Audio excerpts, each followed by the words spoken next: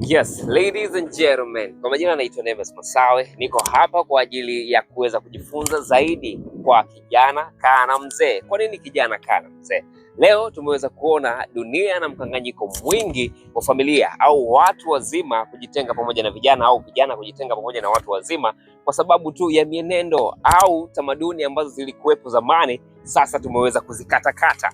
Hii kijana kaa na mzee, na mimi Nemes ndio nitakuwa na wewe mwanzo mpaka mwisho. Tutaendelea kujifunza mengi zaidi yanayomhusu kijana na yanayomhusu mzee. Kwa sasa tumeshamjua mzee ni nani pamoja na kijana ni nani. Sasa tunaenda kuendelea kwamba ni vitu gani ambavyo vinamuumiza sana mzee kwenye magonjwa, au ni vitu gani mzee vinamuia ugumu katika sehemu ambayo anashindwa kuzungumza na vijana wake au anashindwa kuzungumza na familia yake au watoto wake. Twende moja kwa moja ili tuweze kufahamu mengi zaidi kwa kijana kaa na mzee, na mimi nitakuwa nakuletea vitu hivi kwa ajili ya kuweza kujifunza sasa na baadaye.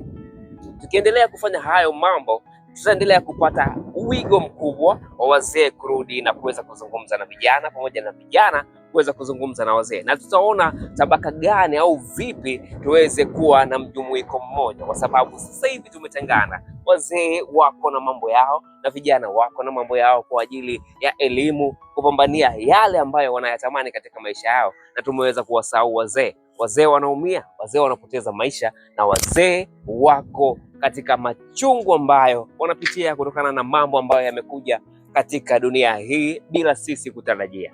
Je, japo tungeweza kuishi katika mienendo au nature yetu ambayo tumekuwa nayo, tumezaliwa nayo kupitia wazee wetu, na tukaachana na teknolojia hii ambayo imekuja kuweka mambo mengi, kuiga fashion au kuiga mambo ya watu, basi tungekuwa kwenye njia sahihi. Unahisi hiyo ni sawa? Yes, ni mimi Nemes Masawe na kuletea haya yote, kijana kaa na mzee. Share, comment, like, subscribe ili tujifunze pamoja. Asante.